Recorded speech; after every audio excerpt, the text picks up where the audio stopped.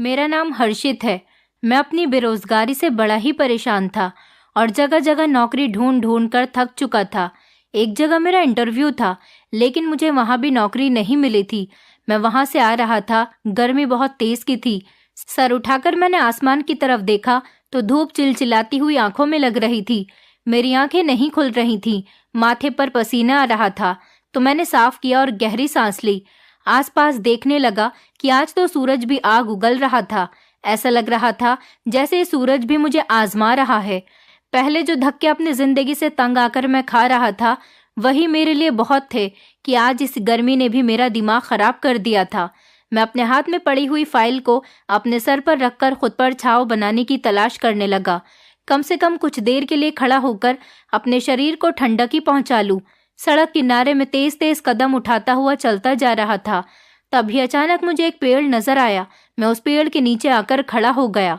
पूरी सड़क पर चारों तरफ धूप फैली हुई थी। इस पेड़ की छांव में खड़े होकर मुझे कुछ सुकून मिल गया था। अपने बैग से पानी की बोतल निकालकर जैसे ही पीने के लिए मुंह लगाया तो पानी भी खत्म हो चुका था। पानी की एक बूंद भी बोतल के अंदर मौजूद नहीं थी। प्यास की वजह से मेरा बुरा हाल हो चुका था। दूर दूर तक कहीं भी मुझे नल नजर नहीं आ रहा था। प्यास से गला सूखा जा रहा था। हर कोई अपने अपने कामों में बिजी था। एक मैं ही था जो बेरोजगार और बदनसीबी लेकर पैदा हुआ था। बचपन से लेकर जवानी तक पहुंचते पहुंचते मैंने बहुत सारे सबक सीख लिए थे। पानी की खाली बोतल लेकर मैं आसपास नजर दौड़ाने लगा कि कहीं से पानी का अरेंजमेंट हो जाए, लेकिन मुझे कहीं भी पानी नजर नहीं आ रहा था। अगर कहीं कोई नल दिख जाता तो मैं उस बोतल को ही भर लेता। अभी मैं आसपास देख ही रहा था कि अचानक मुझे महसूस हुआ जैसे मेरे पास कोई खड़ा हुआ है। तभी किसी ने मेरे आगे हाथ बढ़ा दिया। मैं कंफ्यूज हो रहा था। मैंने जैसे ही उस हाथ की तरफ देखा तो उस हाथ में ठंडे पानी की बोतल थी। वो हाथ मेरी तरफ बढ़ रहा था। वो बिल्कुल गोरा दूध जैसा सफेद हाथ था। उसमें सोने की एक अंगूठी और चमकीली चमकीली चूड़ियां थीं। मैंने इस हाथ से नजरें जब सामने की तरफ उठाकर उस इंसान के चेहरे पर डाली तो मैं चौंक गया था। वो एक औरत थी जिसने गुलाबी रंग की साड़ी पहनी हुई थी। वो औरत बहुत ज्यादा खूबसूरत थी। उसकी उम्र तो 40 साल लग रही थी, लेकिन इतनी उम्र होने के बावजूद भी उसका शरीर ऐसा था जैसे किसी 20-25 साल की लड़की का होता है। उसने अपने आप को बहुत फिट बनाकर रखा हुआ था। उसकी आंखों पर एक अजीब सी चमक थी और चेहरे पर मुस्कुराहट आई हुई थी। उसने हाई फाई मेकअप कर रखा था। कहने लगी, ये लो पानी पी लो, तुम्हें प्यास लग रही थी ना। मैं वहां दूर से खड़ी हुई तुम्हें काफी देर से देख रही हूँ। तुम मुझे कुछ परेशान नजर आ रहे हो। जैसे तुम्हारी हालत है, तुम्हारी हालत को देखकर लगता है कि तुम बहुत ज्यादा ही परेशान होकर आ रहे हो। मैंने भी ठंडे पानी की बोतल को पकड़ा और वहीं पर खड़े होकर पानी पीने लगा, क्योंकि अब मैं भी ज्यादा देर पानी के बिना नहीं रह सकता था। मुझे बहुत तेज प्यास लग रही थी। एक ही सांस में मैं वो पानी खत्म कर चुका था। मैंने वो बोतल उस औरत को वापस कर दी। वो इतनी ज्यादा खूबसूरत थी कि आसपास के काफी सारे मर्द उसे घूर घूर कर देख रहे थे। वो एक बड़ी सी गाड़ी में आई हुई थी। देखने में काफी अमीर लग रही थी। उसका गेटअप बता रहा था कि वो बहुत अमीर और अच्छे परिवार से बिलोंग करती है। मैंने उस औरत को थैंक यू कहा और उन्हें बताया कि जी, मैं यहाँ पर पास में ही अपने जॉब इंटरव्यू के लिए आया था। काफी टाइम से जॉब ढूंढ रहा हूँ, लेकिन जॉब है कि मिल ही नहीं रही। मैं हिंदुस्तान के कई बेरोजगार लड़कों में से ही एक हूँ। काफी जगह पर नौकरी के लिए इंटरव्यू दे चुका हूँ, लेकिन हर बार मेरी किस्मत मुझे सिर्फ अंगूठा ही दिखा देती है। जानता हूँ कि हर जगह सोर्स के थ्रू ही नौकरी मिल पाती है, लेकिन मेरी सोर्स लगाने वाला तो कोई भी नहीं है। मेरे इतना पढ़ा लिखा होने का भी कोई फायदा नहीं। फिलहाल आपका थैंक यू। मैंने इस औरत को 1-2 बार फिर से थैंक यू कहा और जल्द से जल्द मैं अपने घर जाना चाहता था, क्योंकि घर जाकर मुझे अपनी बीमार माँ और जवान बहन के लिए खाने की सब्जी वगैरह भी लेकर जानी थी। मैं यहाँ से खाना पकाने के लिए कुछ लेकर जाता, तभी मेरे घर में मुझे बना हुआ खाना मिलना था, क्योंकि एक मैं ही था जिसके ऊपर घर की सारी जिम्मेदारी थी। इसलिए मैं अपना यहाँ पर टाइम वेस्ट नहीं कर सकता था। इस औरत को शुक्रिया अदा करके मैं वहां से तेज कदम उठाते हुए उस औरत के पास से निकलकर अपने घर की तरफ जाने लगा था। पैसे बचाने के चक्कर में मैं ज्यादा से ज्यादा पैदल जाता था, क्योंकि रिक्शा में भी पैसे ही दिए जाते हैं। कोई हमें फ्री में तो घर तक नहीं छोड़ सकता, और यहाँ मेरे पास पैसों की बहुत ज्यादा कमी थी। बहुत सोच समझकर चलना पड़ता था। अभी मैं भीड़ भाड़ वाली जगह से निकलकर आगे बढ़ा ही था कि मुझे लगा जैसे कोई मेरा पीछा कर रहा है। मैंने जैसे ही पीछे मुड़कर देखा तो वो गुलाबी साड़ी वाली औरत मेरा पीछा करते हुए आ रही थी। वो मुस्कुराते हुए एक बार फिर मेरी तरफ देखने लगी थी। मैं कुछ समझ नहीं पाया था। मैंने सोचा कि हो सकता है कि इस औरत का घर भी इसी रास्ते पर हो, लेकिन वो पैदल क्यों आ रही थी? यही बात सोचते हुए मैं चल रहा था। फिर वो मेरे बराबर में आकर मेरे कदम से कदम मिलाकर चलने लगी। तो एक सेकंड के लिए मैं रुक गया था। मेरे रुकने पर वो भी रुक गई और फिर स्टाइल बनाकर खड़ी हो गई और लगातार मुझे देखने लगी। इस औरत की हरकतें मुझे बहुत अजीब लग रही थी। मुझे तो वो औरत कोई मेंटल सी लगने लगी थी। लेकिन इतनी खूबसूरत औरत भला मेरा पीछा क्यों कर रही थी? फिलहाल मेरी खुददारी मेरे बीच में आ गई थी और मैं इस औरत की चालाकी को अच्छे से समझता था। मैंने घूर कर उसे देखा और कहने लगा कि क्या बात है मैडम, आप मेरा पीछा क्यों करती हुई आ रही हो? मैंने आपको थैंक यू बोल दिया है, क्या अब आपको पानी के भी पैसे देने पड़ेंगे? वो मेरे ये शब्द सुनकर मुस्कुराने लगी थी। इस टाइम उसने अपने पर्स से एक एनवलप निकाला और मेरे हाथ पर रख दिया। वो एनवलप देखकर मुझे शॉक लगा था कि क्या था इस एनवलप के अंदर और ये औरत इसे मुझे क्यों दे रही थी। मैंने खोलकर देखा तो मुझे अचानक ही झटका लग गया था। उसमें तो बहुत सारे पैसे मौजूद थे जिनको मैं गिन तो नहीं सका था, लेकिन इतना आइडिया तो हो चुका था कि वो लाखों रुपए थे। मेरे तो हाथ कांपने लगे थे। इधर मेरी जेब में सिर्फ 200 रुपए ही पड़े हुए थे और ये औरत कह रही थी कि ये 5 लाख रुपए हैं, ये पैसे तुम्हारे भी हो सकते हैं, मैं इन पैसों को तुम्हें दे दूंगी, क्या तुम इन 5 लाख रुपए के मालिक बनना चाहोगे? इस औरत की बात सुनकर मैं तो बड़ा हैरान रह गया था। आखिर किस काम के लिए वो 5 लाख रुपए दे रही थी? मैंने सवाल किया कि आप ये 5 लाख रुपए मुझे क्यों देना चाहती हो? मैं तो आपको जानता भी नहीं हूँ, आपकी मेरी तो कोई जान पहचान भी नहीं है और ना ही मैंने आपका कोई काम किया है। फिर आखिर आप मुझे इतने ढेर सारे पैसे देने के लिए क्यों तैयार हो? आप मुझे ये पैसे क्यों देना चाहती हो मैडम? क्या आप मुझे बेवकूफ बना रही हो? वो औरत मुझे घूर कर देखते हुए कहने लगी, मैं तुम्हें एक बात बताना चाहती हूँ, लेकिन यहाँ पर नहीं, हम दोनों आगे कहीं बैठकर तसल्ली के साथ बातचीत करते हैं। वो औरत मेरे आगे आगे चल रही थी और मैं उसके पीछे पीछे था। उसके कदम से कदम मिलाकर चल रहा था। मेरे दिल में तो जैसे खुशी उमड़ पड़ी थी। ये औरत 5 लाख रुपए मुझे देने वाली थी। मैं तो 5 लाख रुपए के लिए कुछ भी करने को तैयार था। आखिर 5 लाख रुपए कोई छोटी रकम तो नहीं होती। कम से कम मुझ जैसे गरीब के लिए तो ये पैसे कम नहीं थे। इन 5 लाख रुपए से तो मैं अपना कोई कारोबार भी कर सकता था। मेरे दिमाग में काफी सारे ख्याल आने लगे थे। वो औरत चलते चलते मुझे एक होटल में ले आई। यहाँ पर अंदर आने के बाद हम दोनों एक तरफ को बैठ गए थे। उसने वेटर से कहकर कॉफी का ऑर्डर दिया। थोड़ी देर के बाद इस औरत के पास किसी की कॉल आ गई और ये फोन पर बातें करने के लिए चली गई। इतनी देर में चारों तरफ होटल को नजर दौड़ा दौड़ा कर देख रहा था। ये काफी बड़ा होटल था और यहाँ पर अमीर अमीर लोग ही आया करते थे। मैं तो कभी इसके पास से भी होकर नहीं गुजरा था क्योंकि मेरी इतनी औकात ही नहीं थी। थोड़ी देर के बाद ये औरत मेरे पास जाकर दोबारा से अपनी चेयर पर बैठ गई थी। वेटर भी कॉफी लेकर आ गया था। उसने मुझसे कहा, कॉफी पियो, कॉफी पीते पीते बातें करते हैं। मेरे दिल में बार बार ये ख्याल जाग रहा था कि न जाने ये औरत मुझसे क्या बात कहने वाली है। वो अपने मोबाइल में न जाने क्या कर रही थी। मैं उसे देखकर घबरा गया था कि कहीं ये मुझसे कोई ऐसा वैसा काम करने के लिए तो नहीं कहेगी जिसे मैं नहीं कर सकूंगा। मैं एक बहुत ईमानदार इंसान हूँ। सारी जिंदगी मैंने सादगी से गुजार दी। मैं कोई गैर कानूनी काम करके फंसना नहीं चाहता। थोड़ी देर के बाद उसने अपना मोबाइल रख दिया था। मेरी तो कॉफी फिनिश हो चुकी थी। उसके बाद जो उसने मुझे काम बताया उसे सुनकर मेरे होश उड़ गए थे। वो कहने लगी, तुम्हें मेरी बेटी के साथ एक रात गुजारनी होगी। मेरी बेटी लड़कों में बहुत इंटरेस्टेड है। यकीन मानो वो तुम जैसे जवान लड़कों के लिए तो पागल हुई फिरती है। कल मेरी बेटी का बर्थडे है और मैं चाहती हूँ कि मैं उसे कोई गिफ्ट दे सकूं। मैं तुम जैसे जवान और स्मार्ट लड़के को उसे गिफ्ट करना चाहती हूँ। वो औरत इतनी ज्यादा पागलों जैसी बातें कर रही थी। मैं उसकी बात सुनकर हैरान हो गया था। मुझे उससे इस चीज की उम्मीद नहीं थी। मैंने तो कभी सपने में भी नहीं सोचा था कि भला एक औरत इस तरह के लिमिट क्रॉस कर देने वाली बातें भी कर सकती है। वो अपनी बेटी के लिए ही किसी जवान लड़के का बंदोबस्त कर रही थी ताकि वो रात भर उसकी इज्जत के साथ खेल सके। शर्म के मारे मैंने अपने कान बंद कर लिए थे। मैं कहने लगा कि माफ कीजिए मैडम, मैं कोई ऐसा वैसा लड़का नहीं हूँ। भले ही मैं बेरोजगार हूँ, गरीब हूँ, मगर मैं कभी भी ऐसा घिनौना काम करने के लिए तैयार नहीं हो सकता। इतनी बात कहकर मैं वहां से उठकर जाने लगा था कि उसने फिर से वही एनवलप 5 लाख रुपए वाला मेरे सामने रख दिया। उसने वो एनवलप से 5 लाख रुपए निकाल कर लहराए और इन पैसों को वो मुझे दिखाने की कोशिश कर रही थी। उसकी इस हरकत ने तो मुझे मजबूर कर दिया था। मैं भी तो अपनी आने वाली जिंदगी को संवारना चाहता था और मुझे दूर दूर तक कोई उम्मीद नहीं थी कि कहीं से मेरे पास पैसों का बंदोबस्त हो सकता है।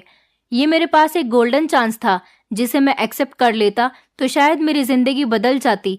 मैंने उस औरत को देखा जो पैसे हाथ में हिला हिलाकर अपनी अदाएं दिखा रही थी।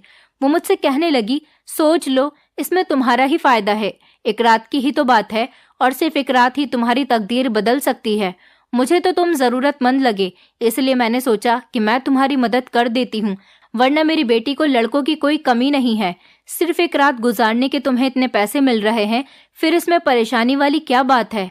या फिर तुम इस काबिल ही नहीं हो कि तुम किसी लड़की के साथ एक रात गुजार सको? ये बात कहकर वो खामोश हो गई और मुस्कुराने लगी थी, जबकि मैं बहुत ज्यादा शर्मिंदा हुआ था। मैं सोच रहा था कि क्या करूं, क्या इस औरत की बात मान लूं, इस औरत से इनकार कर दूं और घर चला जाऊं। घर में भी बहुत ज्यादा तंगी आई हुई है, मेरी माँ भी बीमार है। मेरी कुछ समझ नहीं आ रहा था कि मैं क्या करूं। एक जवान बहन भी है जिसकी मुझे शादी करनी है। मेरे अलावा मेरी बहन और माँ का कोई सहारा भी तो नहीं है। हमारा छोटा सा ही घर था। मेरे पिता भी काफी सालों पहले मर चुके थे। मेरी माँ के पास जुड़ा कटा कुछ भी नहीं था। मेरी माँ ने मुझे जैसे तैसे पढ़ाया लिखाया था, लेकिन फिर भी मुझे नौकरी नहीं मिल पा रही थी। मैं था तो बेरोजगार ही। मैंने जल्दबाजी में फैसला कर लिया कि मैं उस औरत की बात मानने के लिए तैयार हूँ। वो मुस्कुराने लगी थी और कहने लगी, वेल डन, मुझे तुमसे यही उम्मीद थी। इसमें तुम्हारा ही फायदा है। ये पैसे तुम्हारी तकदीर बदल देंगे। उसके बाद उसने 5 लाख रुपए में से मुझे 50,000 रुपए एडवांस दे दिए थे। वो पैसे देकर कहने लगी, ये लो तुम्हारा एडवांस, जाओ जाकर ऐश करो, बाकी के बचे हुए पैसे मैं तुम्हें काम होने के बाद दूंगी। मैं भी वो 50,000 रुपए लेकर अपने घर की तरफ चला आया था। उस औरत ने मुझे अपना मोबाइल नंबर और घर का एड्रेस भी दे दिया था और बता दिया था कि मुझे किस टाइम उसके घर पर जाना है। मैं अपने घर गया तो मैं बाजार से खाना लेता हुआ चला गया था, क्योंकि मुझे घर लौटते हुए काफी देर हो गई थी। इसलिए मैं होटल से ही खाना लेकर चला गया था। अपनी माँ की कुछ दवाइयाँ और उनके लिए फ्रूट्स भी लेता हुआ चला गया था और घर में थोड़ा सा राशन भी भरवा दिया था। मेरी माँ ने मेरे हाथों में इतना सारा सामान देखा और देखा कि आज पकाने के लिए कोई सब्जी नहीं लेकर आया हूँ, बल्कि पका पकाया ही खाना लेकर आया हूँ। ये देखकर मेरी माँ हैरान रह गई थी, क्योंकि आज से पहले मैं इतना ज्यादा सामान लेकर कभी भी घर में नहीं आया था। मेरी माँ और बहन मुझसे सवाल करने लगी कि तुम ये कुछ कैसे लेकर आए हो, इतने पैसे तुम्हारे पास कहाँ से आए? सुबह तो तुम कह रहे थे कि तुम्हारे पास पैसे नहीं हैं। अपनी माँ की बात सुनकर मैं थोड़ा सा घबरा गया था। माँ तो माँ होती है और माँ के सामने मैं क्या झूठ बोल सकता था। हाथ मुंह धोते हुए मैं माँ से कहने लगा, माँ, मेरी एक जगह जॉब लग गई है, उन्होंने मुझे एडवांस दिया है, बस इन्हीं पैसों से मैं आपके लिए ये सामान लेकर आ गया हूँ। मैंने सोचा कि बाजार से ही खाना लेकर चलता हूँ, बहन को परेशान नहीं होना पड़ेगा। मेरी बहन आज मुझे बहुत ज्यादा खुश नजर आ रही थी, क्योंकि वो बेचारी हमेशा घर के कामों में लगी रहती थी और आज तो उसे खाना बनाने से छुट्टी मिल गई थी। मेरी माँ मेरी नौकरी के बारे में सुनकर बहुत खुश हो गई थी और कहने लगी कि भगवान तुम्हें इसी तरह से कामयाब करे। देखना, अगर इसी तरह से तुम्हारी नौकरी चलती रही तो धीरे धीरे हमारे घर के हालात काफी बेहतर हो जाएंगे। मेरी बहन ने मेरे लिए खाना लगाया और हम तीनों ने साथ बैठकर खाना खाया था, लेकिन मेरा ध्यान अभी भी उस औरत की तरफ ही लगा हुआ था। उस लड़की के साथ एक रात गुजारने के वो मुझे 5 लाख रुपए दे रही थी। क्या ये बात सच थी या फिर वो मुझे बेवकूफ बना रही थी? अब जो भी था, ये सच तो कल ही खुलने वाला था। मैं अगले दिन फिक्स टाइम पर तैयार होकर घर से निकलने लगा तो मेरी माँ ने मुझसे सवाल किया कि बेटा, तुम कहाँ जा रहे हो इतना तैयार होकर? मैंने माँ से कहा कि मैंने कल आपको बताया था ना कि मेरी नौकरी लग गई है, बस वहीं जा रहा हूँ। आप भगवान से प्रार्थना कीजिएगा कि आपका बेटा कामयाब हो जाए। अगर आपका बेटा कामयाब हो जाएगा तो हमारा पूरा भाग्य बदल जाएगा। मेरी माँ ये बात सुनकर बहुत खुश होने लगी और मैं घर से निकल आया था। रिक्शा पकड़कर मैं उस औरत के बताए हुए एड्रेस पर चला गया था। मैं इस औरत के घर पहुंच चुका था। इस औरत का घर देखकर तो मेरी आंखें फटी की फटी रह गई थी। मैंने दोबारा से अपने पास मौजूद एड्रेस को देखा और फिर इस घर को देखा। ये कोई घर नहीं था, बल्कि एक महल था। ये इतना ज्यादा खूबसूरत घर था, शायद मैंने इतना बड़ा और खूबसूरत घर पहली बार देखा था। लेकिन मैं ये सोच सोचकर परेशान हो रहा था कि ये इतनी अमीर औरत इतना गलत काम कैसे कर सकती है। मैं उस औरत के घर के बाहर खड़े होकर ही उसके दिए हुए नंबर पर कॉल करने लगा। उसने मेरी कॉल रिसीव की और कहा कि तुम कहाँ पर हो? मैंने उसे बताया कि मैं तो आपके घर के बाहर ही खड़ा हुआ हूँ। तो उसने शॉक होकर कहा, अरे तुम बाहर क्यों खड़े हुए हो? जल्दी से अंदर आओ, मैं तुम्हारा बहुत देर से इंतजार कर रही हूँ। मैं डरते डरते हुए घर के अंदर चला गया था। ये घर तो मैंने आज से पहले सिर्फ मूवीज में ही देखे थे। आज मैं पहली बार इतने बड़े घर के अंदर मौजूद था। घर के अंदर गया तो वो औरत मेरे सामने तैयार होकर खड़ी हुई थी। आज तो उसने बहुत ही छोटा ब्लाउज पहना हुआ था और उसकी साड़ी का पल्ला भी उसके कंधे पर नहीं था। पता नहीं वो मुझे क्या समझ रही थी। मैंने उससे कहा, मैडम आपको मेरे सामने ऐसी हरकतें करने की कोई ज़रूरत नहीं। देखिए मैं ऐसा वैसा लड़का नहीं हूँ, मैं बहुत ज़्यादा मजबूर हूँ, इसलिए मैं ये काम करने के लिए तैयार हुआ हूँ। वो मुझे देखकर हंसने लगी और कहने लगी कि मैं तो तुम्हारी नीयत देखना चाहती थी। मुझे लगता है कि तुम मेरा काम ढंग से नहीं करोगे, लेकिन अगर तुमने मेरा काम ठीक तरीके से नहीं किया तो मैं तुम्हें ये पैसे नहीं दूंगी। अगर तुम्हें ये पैसे लेने हैं तो मेरे कहने के मुताबिक ही काम करना होगा। उसने मुझसे कहा कि अच्छा चलो ठीक है, तुम बैठ जाओ। उसने नौकरानी को आवाज़ लगाई और उससे कहा कि मेहमान आए हैं, इनके लिए चाय बनाओ। मैं तो जितना हैरान होता मेरे लिए उतना ही कम था। मैं बहुत ज़्यादा नर्वस था, मगर वो औरत कहने लगी कि तुम्हें यहाँ पर जिस काम के लिए बुलाया गया है वो काम तुम्हें रात को शुरू करना है। जब तक तुम्हें यहीं पर रहकर टाइम काटना होगा। मैंने इस घर में बैठे बैठे सारा दिन गुजार दिया था और मुझे बार बार यहाँ पर कुछ न कुछ खाने पीने का सामान दिया जा रहा था। जब रात हो गई तो वो औरत मेरे पास आई और कहने लगी, तुम्हारा इंतज़ार अब ख़त्म हुआ, अब तुम्हें मेरी बेटी के कमरे में जाना होगा। मेरी बेटी तुम्हारा इंतज़ार कर रही है। मेरे दिल की धड़कनें तेज़ हो चुकी थी। आखिरकार मैं भी लड़का था, फीलिंग्स पर कंट्रोल आखिर कब तक रख सकता था। मैंने सोचा कि जितनी खूबसूरत ये औरत है, इसकी बेटी भी इतनी ही खूबसूरत होगी और इसकी माँ मुझे खुद अपनी बेटी के कमरे में भेज रही है, तो फिर मैं इस काम के लिए मना क्यों करूं? मैं वहां से सीढ़ियां चढ़ते हुए उस औरत की बेटी के कमरे के बाहर आ गया था। उसकी माँ ने खुद ही कमरा खोला था। मेरा दिल जोर जोर से धड़क रहा था और मैंने कमरे के अंदर कदम रखा तो सामने का नज़ारा मेरे होश उड़ा रहा था। कमरे को इस तरह से सजाया गया था जैसे यहाँ पर आज मेरी सुहागरात हो। एक लड़की बेड पर लेटी हुई थी। वो लड़की बहुत ज़्यादा खूबसूरत थी। इतनी ज़्यादा खूबसूरत लड़की को तो मैंने आज से पहले कभी नहीं देखा था। लेकिन एक अजीब बात ये थी कि जो लड़की थी ये सो क्यों रही थी, या फिर ये ज़रूर बेहोश थी। मैंने उसे लेटा हुआ देखकर उसकी माँ से सवाल किया कि ये लड़की क्यों सो रही है। वो औरत धीरे से कहने लगी, क्योंकि ये बेहोश है और मैंने खुद ही इसको बेहोश किया है। तुम्हें जो कहा गया है तुम सिर्फ वही करो और फिर जब काम पूरा हो जाए तो तुम मुझसे आकर पैसे ले जाना। वो औरत मेरे कंधे पर हाथ मारकर वहां से चली गई और बाहर से कमरा लॉक कर गई थी। मैं चलता हुआ उस लड़की के करीब जाकर खड़ा हो गया था। वो इतनी ज्यादा खूबसूरत थी कि उसके चेहरे से मेरी नजर हटी नहीं रही थी। धीरे धीरे मैं भी देखने लगा था। मैं खुद पर कंट्रोल करना चाह रहा था। फिर जिस काम के मुझे पैसे दिए गए थे मैंने इस काम पर ध्यान देना शुरू कर दिया। इस कमरे में मुझे लगभग 2 घंटे बीत चुके थे और वो लड़की मेरा चैन चुरा चुकी थी। मैंने कमरे की खिड़की से बाहर की तरफ देखा तो उस लड़की की माँ न जाने किस सोच विचार में टहल रही थी। शायद वो मेरा ही इंतजार कर रही थी। मैंने अपनी शर्ट के बटन लगाए और सीढ़ियां उतरता हुआ नीचे आ गया था और उस औरत के पास जाकर खड़ा हुआ। वो घूरती हुई नजरों से मेरा चेहरा देखने लगी।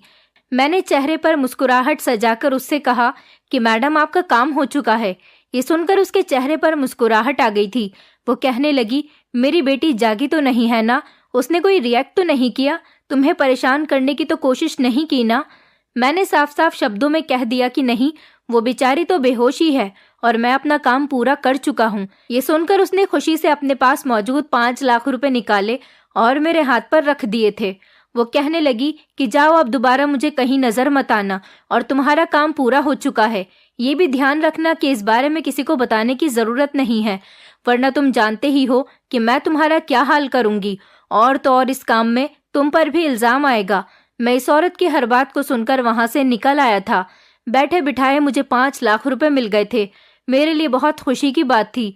माँ को बहाना लगाकर बता दिया कि ऑफिस के पहले दिन ही बॉस ने मेरे काम से खुश होकर मुझे इतने सारे पैसे दे दिए। अब तो मेरा काम दिन ब दिन बढ़ता चला जाएगा और हमारी जिंदगी से गरीबी दूर चली जाएगी। मेरी माँ तो मेरी खुशियों को देखकर अचानक सोच में पड़ गई थी। अभी रात ही हुई थी जब मुझे उस औरत की दोबारा से कॉल आई। वो कॉल करते ही कहने लगी कि मैं तुम्हारी तरफ से बहुत खुश हूँ, तुमने मेरे दिल की तमन्ना आज पूरी कर दी है। मुझे नहीं पता था कि तुम मेरा काम इस तरह से भी पूरा कर सकते हो। मुझे तुम्हारा काम बहुत पसंद आया है। अगर तुम्हें और पैसों की ज़रूरत हो तो मुझे बता देना, मैं तुम्हें पैसे भिजवा दूंगी। मैं तो समझ रही थी कि तुम अपना काम सही तरीके से नहीं करोगे, मगर जिस तरह की मेरी बेटी की हालत हो रही है, तुम नहीं जानते कि तुमने मेरा काम कितना आसान कर दिया। उस औरत की ये बात सुनकर मैं फ़ोन बंद कर चुका था। मैंने अपना मोबाइल निकाला और उस पर एक वीडियो देखने लगा। क्या कमाल की वीडियो थी जो मैंने उस औरत के घर में रिकॉर्ड की थी। सही टाइम आने पर यह वीडियो भी उस औरत की जेब से पैसे निकलवाने के लिए मेरे काम आने वाली थी। मेरे दिल में तो लालच जाग उठा था, जो अब इतनी आसानी से ख़त्म नहीं होने वाला था। मैंने जब टाइम देखा तो रात के 12 बज रहे थे। अब मुझे सोना चाहिए था, क्योंकि सुबह मैं एक बहुत बड़े काम को अंजाम देने वाला था। अगली सुबह मैं उठा और दोबारा वहीं पर चला गया। उस औरत का आलीशान बंगला बना हुआ था। लगभग 7 बजे का टाइम था। उस टाइम तो अमीर लोग घोड़े बेचकर सो रहे होते थे। मैंने बाहर आकर एक नंबर पर कॉल की तो थोड़ी देर के बाद उस घर का दरवाज़ा खुला। दरवाज़ा खुलते ही वो घर से बाहर निकल गई थी और वो मेरे साथ बाइक पर बैठ गई। ये बाइक भी मेरी नहीं थी, मैंने अपने किसी फ्रेंड से थोड़ी देर के लिए उधार मांगी थी।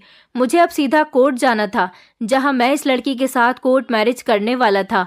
जैसे ही कोर्ट के बाहर खड़े होकर मैंने उस लड़की को देखा तो वो अपने चेहरे को झुकाकर खड़ी हुई थी। इस लड़की की उम्र लगभग 20 साल थी और इसका नाम अंजलि था। वो बहुत ज़्यादा खूबसूरत थी। उसकी बड़ी बड़ी आंखों में आंसू भी थे। जो कदम वो मेरे साथ उठाने जा रही थी वो उसकी ही भलाई के लिए था, मगर अफसोस कल के गुजरे हुए हालात हमें याद आने लगे। उसके बाद ही मैंने ये फैसला किया था कि मैं इस लड़की के साथ शादी कर लूँगा। कुछ देर बाद कानूनी तौर पर हम दोनों पति पत्नी बन चुके थे। मैं उसकी फीलिंग्स को महसूस कर सकता था। वो बेचारी बहुत ज़्यादा परेशान थी। उसका पूरा शरीर कांप रहा था। वो बिल्कुल खामोश थी और उसकी आंखें बार बार नम हो रही थी। जब उसने कोर्ट मैरिज के पेपर्स पर साइन किए थे, वो बेचारी फूट फूट कर रो रही थी, मगर ऐसा करना भी तो बहुत ज़रूरी था। कल रात जब मैं कमरे में गया था और वो औरत जब कमरा बंद करके वहाँ से चली गई थी, तो मैंने एक नज़र उस लड़की को देखा। वो लड़की बहुत ज़्यादा खूबसूरत थी, किसी फिल्मी हीरोइन से कम नहीं लग रही थी। मेरी नज़र उसकी खूबसूरती से हटी नहीं रही थी। उसकी खूबसूरती को देखकर मैं क्या, कोई भी लड़का उसका फ़ायदा उठाने के लिए पूरी तरह से तैयार हो जाता, मगर उसके चेहरे पर एक अजीब सी मासूमियत मुझे नज़र आ रही थी और उसकी शराफत देखकर मेरा दिल मुझे गलत काम करने से रोक रहा था। मैं भी तो बहुत ज़्यादा मजबूर था और मुझे पैसों की ज़रूरत थी। मैं बहुत ज़्यादा कंफ्यूज हो गया था। मैं कमरे में इधर उधर टहल टहल कर सोच रहा था कि भगवान मुझे कोई सही रास्ता दिखा दे कि मैं कुछ गलत भी न कर सकूं और मुझे पैसे भी मिल जाएं। अभी मैं यही सब कुछ सोच रहा था कि अचानक मुझे टेबल पर एक डायरी रखी हुई नजर आई। ये डायरी ऊपर से बहुत ज़्यादा खूबसूरत थी। इस डायरी को शायद इस लड़की ने अपने हाथ से ही बनाया था। मैंने डायरी को खोला और पढ़ने के लिए बैठ गया। उस डायरी में इस लड़की की पूरी इन्फॉर्मेशन लिखी हुई थी और इसकी ज़िंदगी की कहानी भी थी। इस डायरी में लिखा हुआ था कि ये औरत मेरी सौतेली माँ है, जिसने सबको ये साबित किया हुआ है कि मैं पागल हूँ और ये मुझे पागल साबित करके इस घर से निकाल देना चाहती है। मैं अपनी सौतेली माँ से बहुत तंग आ गई हूँ। मैं जीना नहीं चाहती, क्योंकि मैं ऐसी ज़िंदगी नहीं गुजार सकती जहाँ पर मेरे अपने ही मेरा यकीन न करें। ये औरत हमेशा मुझे मेरे पिता की नज़रों में गिराने के लिए तैयार रहती है। मेरे पिता मुझसे नाराज़ रहने लगे हैं। उन्हें भी यही लगता है कि मैं पागल हूँ और पागलों जैसी हरकतें करने लगी हूँ, लेकिन मैं पागल नहीं हूँ। मैं तो बिल्कुल ठीक हूँ। ये औरत मुझे घर से निकालकर मेरे हिस्से की जायदाद अपने नाम करवाना चाहती है। और भी इस डायरी में बहुत सी बातें लिखी हुई थी जिन्हें पढ़कर मेरा दिल दहल गया था। इस लड़की ने लिखा हुआ था कि मेरी यह सौतेली माँ मेरे साथ काफ़ी कुछ गलत कर चुकी है। अब मेरे अंदर बर्दाश्त खत्म हो गई है। अब आगे अगर इसने मेरे साथ कुछ भी गलत करने की कोशिश की और मेरे पिता की नज़रों में मुझे गलत साबित किया तो मैं सुसाइड कर लूँगी। उस लड़की की कहानी में बहुत दर्द था। वो बेचारी बचपन से ही बहुत परेशान थी। मुझे उस बेचारी लड़की पर बहुत तरस आ रहा था और अब उसकी सौतेली माँ थी कि उसने मुझे काम दिया था कि मैं उसके साथ एक रात गुजारूं। मैं समझ गया था कि उसकी माँ उस पर गलत आरोप लगाकर उसे बदनाम करना चाहती है, ताकि वो अपने पिता की नज़रों में गिर जाए और उसका पिता अपनी जायदाद से अपनी बेटी को निकाल दे। भले ही मैं उस औरत का काम करने के लिए तैयार हो गया था, लेकिन मेरी ईमानदारी मुझे ये काम करने से रोक रही थी। अब तो मैं समझ गया था कि अगर इस लड़की के साथ और ज़्यादा गलत किया गया तो ये लड़की अपनी जान ले लेगी, और मैं एक मासूम लड़की को अपनी वजह से मरने नहीं देना चाहता था। अगर वो होश में होती और अपनी मर्जी के साथ ये सब कुछ करती तो भी शायद मेरी ईमानदारी मुझे उसके साथ ये सब कुछ करने से रोक लेती, मगर वो बेखबर सो रही थी। हो न हो उसकी माँ ने जबरदस्ती उसको बेहोश किया है, ताकि जब उसे होश आए तो उसकी इज्जत लुट चुकी हो। लेकिन ये औरत उस बेचारी के बहुत ज्यादा पीछे पड़ी हुई थी। वो औरत जैसी भी थी तो उसकी माँ ही, और फिर एक औरत ही दूसरी औरत की इज्जत खराब करने पर तुली हुई थी। मैंने उस लड़की के साथ कुछ भी गलत ना करने का फैसला कर लिया था, और फिर मैंने सोचा कि मैं इसे जगाने की कोशिश करता हूँ। कई बार मैंने उसे उठाने की कोशिश की, मगर वो जाग ही नहीं रही थी। कुछ ही देर बाद बार बार आवाज़ों की वजह से उसे होश आ चुका था। जैसे ही वो जागी, उसने अपने कमरे के चारों तरफ देखा और फिर मुझे देखा, तो वो बहुत घबरा गई और रोने लगी। कहने लगी कि तुम कौन हो और यहाँ मेरे कमरे में क्या कर रहे हो। वो चीखकर मुझसे दूर हट गई। उसकी आवाज़ भी उसके जैसी ही प्यारी थी। मैं उसे तसल्ली देते हुए कहने लगा, तुम्हें डरने की ज़रूरत नहीं है, मैं तुम्हें सब कुछ बताता हूँ, मैं कोई गलत इंसान नहीं हूँ। इसके बाद मैंने उसे वो सब कुछ बता दिया जो कुछ उसकी माँ ने मुझे उसके साथ करने के लिए कहा था, और उसके बदले में मुझे 5 लाख रुपए देने का वादा भी किया था। ये सुनकर तो उसको अपने कानों पर विश्वास नहीं हो रहा था। वो अपने हाथों में अपने चेहरे को छुपाकर फूट फूट कर रोने लगी। कहने लगी, मुझे पता था कि मेरी सौतेली माँ बहुत घटिया औरत है, लेकिन मुझे ये नहीं पता था कि वो एक औरत होते हुए इस हद तक भी गिर सकती है। सही कहा है किसी ने कि सौतेली माँ सौतेली ही होती है। वो कभी भी आपके साथ सगे जैसा बिहेवियर नहीं कर सकती। वो मुझे अपने बारे में बताते हुए कहने लगी, जब मैं 10 साल की थी, मेरी माँ की एक बीमारी के कारण मौत हो गई। मैं अपने माता पिता की इकलौती बेटी थी। मेरे पेरेंट्स मुझ पर जान न्यौछावर करते थे। हमारे पास किसी चीज़ की कोई कमी नहीं थी। मेरे पिता ने मेरे जन्म के बाद ही ये बंगला मेरे नाम कर दिया था, और जो उनकी बड़ी प्रॉपर्टी थी वो मेरे पिता ने मेरी माँ के इलाज पर ख़त्म कर दी थी, क्योंकि वो माँ को हर तरह से बचाना चाहते थे। उन्होंने पैसों को पानी की तरह बहाया था, लेकिन फिर भी मेरी माँ नहीं बच सकी। फिर एक दिन मेरी माँ हमें इस दुनिया से छोड़कर चली गई। इसके बाद मेरे पिता ने मेरी माँ की मौत के गम को अपने दिल से लगा लिया, और वो इसी गम में बर्बाद होते चले गए। उन्होंने अपने बिजनेस पर भी कोई ध्यान नहीं दिया। मेरे पिता बर्बाद होते चले गए। ये बंगला मेरे नाम था, मैं इस बंगले की मालिक थी, और मैं भी अपने आप को बहुत अकेला महसूस करने लगी थी। मुझे पढ़ाई भी करनी होती थी, लेकिन कुछ बातें ऐसी होती हैं कि एक मर्द सिर्फ अपनी पत्नी से ही कर सकता है। मैं बेटी होकर अपने पिता का भरपूर ख्याल रखती थी, मगर फिर भी अपनी पढ़ाई में बिजी होने की वजह से मैं अपने पिता के साथ ज़्यादा टाइम स्पेंड नहीं कर पाती थी। मेरे पापा को उनके रिश्तेदारों ने समझाया कि उन्हें दूसरी शादी करनी चाहिए। अब मेरी उम्र 15 साल हो गई थी और मैं धीरे धीरे जवान होने लगी थी, और इसी तरह मेरे पापा की शादी मेरी सौतेली माँ के साथ हो गई, क्योंकि ये मेरे पापा के दोस्त की बहन थी और ये तलाकशुदा थी। इस औरत के पति ने इसे तलाक देकर घर से निकाल दिया था। मेरे पिता ने इससे शादी करके इसे हमारे घर में सहारा दिया। मेरे पापा को लगता था कि ये औरत मेरे पापा और उनकी बेटी का बहुत ख्याल रखेगी। मुझे भी अपने पापा की दूसरी शादी से कोई एतराज़ नहीं था, क्योंकि मैं सोचती थी कि इस तरह से मेरे पापा का अकेलापन दूर हो जाएगा और मुझे भी माँ का प्यार मिल जाएगा। लेकिन इस औरत ने घर में आने के बाद एक के बाद एक मेरे खिलाफ चाल चली, क्योंकि औरत अच्छे से जानती थी कि इस बंगले के अलावा मेरे पापा के पास और कोई प्रॉपर्टी नहीं है, क्योंकि जो बची कुची प्रॉपर्टी थी वो काफ़ी सालों पहले मेरी माँ के इलाज में ख़त्म हो चुकी थी। अब जो कुछ भी है वो यही है।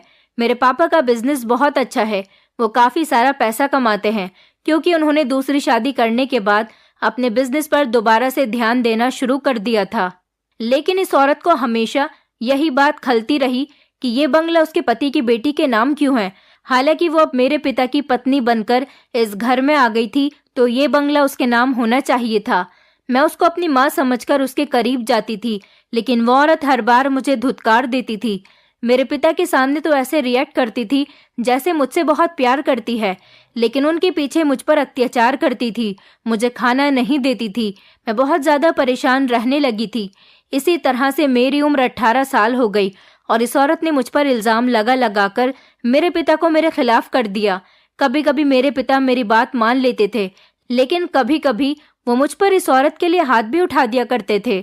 इस औरत ने मेरी ऐसी अजीब अजीब हरकतें मेरे पिता को बताई कि उन्होंने मुझे पागल समझना शुरू कर दिया और सिर्फ मुझे कमरे में बंद रहने के लिए ही कहा। मैं पिछले 7-8 सालों से इस कमरे में ही बंद रहती हूँ। मेरी माँ चाहती है कि मेरे पिता मुझसे मेरी जायदाद वापस ले ले, लेकिन अभी तक मेरे पिता के दिमाग में ऐसी कोई बात नहीं आई है। लेकिन वो औरत यही चाहती है कि मेरे पिता मुझसे मेरी जायदाद लेकर उस औरत के नाम कर दे, क्योंकि वो उनकी पत्नी बनकर इस घर में आ गई है और इस पर अब उसी का हक है। लेकिन मैं नहीं चाहती कि मेरी जायदाद उसके नाम हो जाए।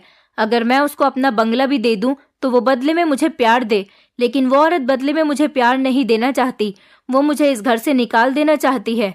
मुझे पता है अगर मैंने उसके नाम अपना बंगला करवा दिया तो वो मुझे और मेरी जिंदगी को और भी ज्यादा खराब कर देगी। वो मेरी जिंदगी पहले ही काफी खराब कर चुकी है, क्योंकि वो मुझे पागल साबित कर चुकी है, मेरे पिता को मेरे खिलाफ कर चुकी है, और तो और मेरा अपने कमरे से निकलना भी बिल्कुल बंद हो गया। इसीलिए तो इस औरत ने ये चाल चली कि वो तुम्हें मेरे कमरे में एक रात गुजारने के लिए भेज दे। मुझे पूरा यकीन है कि इस कमरे में कहीं ना कहीं कैमरे लग रहे होंगे, ताकि वो सबूत इकट्ठा करने के बाद मेरे पिता को दिखाए, और अब की बार मेरे पिता मुझे धक्के मारकर अपनी जायदाद से बेदखल करके मुझे इस घर से निकाल देंगे, और वो औरत इस घर में खुशी खुशी ऐश करेगी। वो लड़की जोर जोर से रो रही थी, कहने लगी, मेरा इस दुनिया में मेरे पिता के अलावा कोई नहीं है, लेकिन ये औरत मेरे पिता को मुझसे छीन चुकी है। मुझे अपनी ऐसी जिंदगी बिल्कुल भी अच्छी नहीं लगती। मैं मरना चाहती हूँ, मैं मर जाना चाहती हूँ।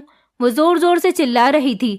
मैंने उसे खामोश किया और कहा कि मैं तुम्हारा साथ दूंगा, तुम फिक्र मत करो, मैं ऐसा इंसान नहीं हूँ कि तुम्हारा फायदा उठाऊं। वो मेरी बात सुनकर खामोश हो गई। मैंने कहा, मैं तुम्हारी डायरी पढ़ चुका हूँ, मुझे तुम्हारी बीती हुई जिंदगी के बारे में तुम्हारी डायरी ने सब कुछ बता दिया है। वो कहने लगी, तुम मेरी किस तरह से मदद करोगे? मैंने कहा, मैं तुमसे शादी करूंगा, मुझे तुम्हारी जायदाद से कोई मतलब नहीं। मैंने फिर उसे अपने प्लान के बारे में बताया और मैं शर्ट के बटन लगाता हुआ नीचे उतर आया। मैंने उसकी माँ से पैसे लिए थे और वहां से निकल आया था। अगले दिन हमारे प्लान के मुताबिक उस लड़की अंजलि ने अपनी माँ को रोते हुए बताया कि उसकी इज्जत खराब हो गई है। तभी तो मुझे उस औरत ने फोन करके बताया था कि तुमने बहुत अच्छे तरीके से काम किया है। मैं उसे अपने साथ ले आया था और हम दोनों ने कोर्ट मैरिज कर ली थी। अंजलि का पिता 2 दिन के लिए अमेरिका गया हुआ था। जब 2 दिन के बाद अंजलि का पिता घर आया तो अंजलि की माँ ने उसे बताया कि तुम्हारी बेटी ने किसी के साथ अपना मुंह काला किया है, अब जल्दी से इसे घर से धक्के मारकर निकाल दो। अंजलि की माँ ने उसके कमरे में लगे हुए कैमरे की रिकॉर्डिंग उसे दिखाना चाहा, लेकिन वो रिकॉर्डिंग चली ही नहीं, क्योंकि मैंने कैमरे का तार डिस्कनेक्ट कर दिया था, जिसके बाद उसके अंदर कुछ भी रिकॉर्ड नहीं हुआ, क्योंकि अंजलि मुझे बता चुकी थी कि इस कमरे में जरूर कैमरे होंगे। और उसके बताने के मुताबिक जब मैंने कमरे में चेक किया तो कमरे में कैमरा मौजूद था, क्योंकि उसकी माँ सबूत इकट्ठा करना चाहती थी। लेकिन मेरे पास एक ऐसा सबूत था जिसने अंजलि की सौतेली माँ को बर्बाद करके रख दिया। मैं अंजलि के पिता के घर पहुंचने से पहले ही उनको उनकी पत्नी की कॉल रिकॉर्डिंग उन्हें भेज चुका था।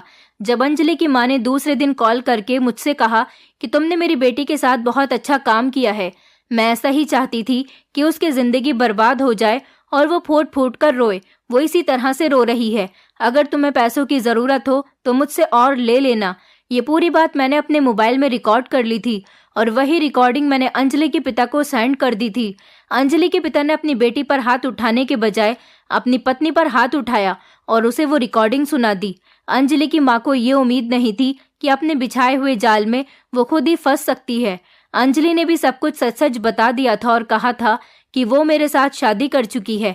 मैं भी मौके पर पहुंच गया और मैंने कहा कि इस औरत ने मुझे इस गलत काम के लिए पैसे दिए थे। अंजलि के पिता ने अपनी दूसरी पत्नी को डिवोर्स देकर घर से निकाल दिया। अब अंजलि की सौतेली माँ दर दर की ठोकरें खा रही है और अंजलि के पिता ने खुशी खुशी मेरी और अंजलि की शादी धूमधाम से कर दी। जरूर मेरे दिल में लालच आ गया था, लेकिन मैं किसी औरत की इज्जत खराब नहीं कर सकता था। मेरी इस ईमानदारी से खुश होकर उन्होंने कहा कि तुम्हें चोरी चुपके शादी करने की क्या जरूरत थी, मैं तुम्हारी खुशी खुशी अपनी बेटी के साथ शादी करवा देता। और यही हुआ, उन्होंने खुशी खुशी मेरी और अंजलि की शादी करवा दी। मेरी माँ और बहन को भी इस बात से कोई एतराज नहीं था, क्योंकि अंजलि खूबसूरत होने के साथ साथ एक संस्कारी और अमीर पिता की बेटी थी। मेरी शादीशुदा जिंदगी अंजलि के साथ बहुत अच्छी गुजर रही है और मैं अंजलि से बहुत ज्यादा प्यार करता हूँ। दोस्तों, उम्मीद करती हूँ आपको हमारी कहानी पसंद आई होगी। कहानी पसंद आई है तो वीडियो को लाइक करें, चैनल पर नए हैं तो चैनल को सब्सक्राइब करें और हाँ, नोटिफिकेशन बेल को जरूर दबाएं ताकि अगली अपडेट सबसे पहले आपको मिले।